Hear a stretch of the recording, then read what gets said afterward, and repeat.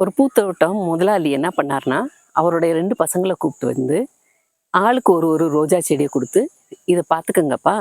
நீங்க இதனால என்ன செய்ய முடியுமோ அத செய்யுங்கன்னு" சொல்லிட்டு, "நான் வெளியூர் போயிட்டு வந்துடுறேன்" அப்படின்ட்டு போயிட்டாராம்.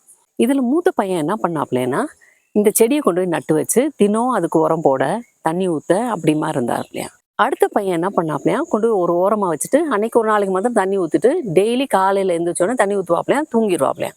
சாப்பிட, தூங்க இப்படிமா இருந்தாராம். ஆனா, இந்த மூத்த பையன் என்ன பண்ணாப்லயாம், அதுக்கூட உரத்தையும் குடுத்து, அதுக்கூட தண்ணியையும் குடுத்து, டெய்லி போய் போய் பாப்பாப்லயாம். இதுல செடிகள் வளர வளர, அவரு ஒரு பெரிய ரோஜா பூத்தோட்டம் மாரி ஆக்கிட்டாப்லயாம். அந்த ரோஜா தோட்டத்துல எல்லா பூவும் பூத்து குலுங்க ஆரம்பிச்சிருச்சாம். அந்த நேரம் பார்த்து அவங்க அப்பா வந்துட்டாராம். அந்த முதலாளி வந்தப்ப, "எங்க செடியெல்லாம் என்ன பண்ணுனீங்க?" அப்படின்னு கேட்டப்ப, அப்ப இவர் சொன்னாப்லயாம், "இங்க வாங்க நான் உங்களுக்கு காமிக்கிறேன்னு" சொல்லிட்டு, இந்த பூத்தோட்டத்த கொண்டு போய் காமிச்சாப்லயாம் மூத்த பையன். 2வது பையன போய் பார்க்க போனாராம் அவரு முதலாளி. முதலாளி போய் 2வது பையன பார்த்து, "எப்பா நான் உனக்கிட்ட ஒரு ரோஜா செடி குடுத்துட்டு போனேனே, நீ என்ன பண்ண?" அப்படின்னு. "நீங்க எனக்கு குடுத்த ரோஜா செடி சரியில்ல. நான் தினம் அதுக்கு தண்ணி ஊத்துனேன். ஆனா அது வளரல. ஆனா நீங்க அண்ணனுக்கு நல்லதா குடுத்தீங்க" அப்படின்னு சொல்லிட்டு, அவர் திருப்பி உட்கார ரொம்ப சோகமா இருந்துட்டாப்லயாம்.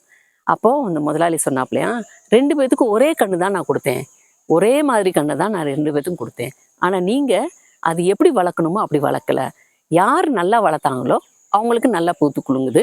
யார் நல்லா வளர்க்கலையோ அவங்களுக்கு வளரல" அப்படின்னு சொன்னாராம் முதலாளி. இதுலேருந்து என்ன தெரியுது நமக்கு?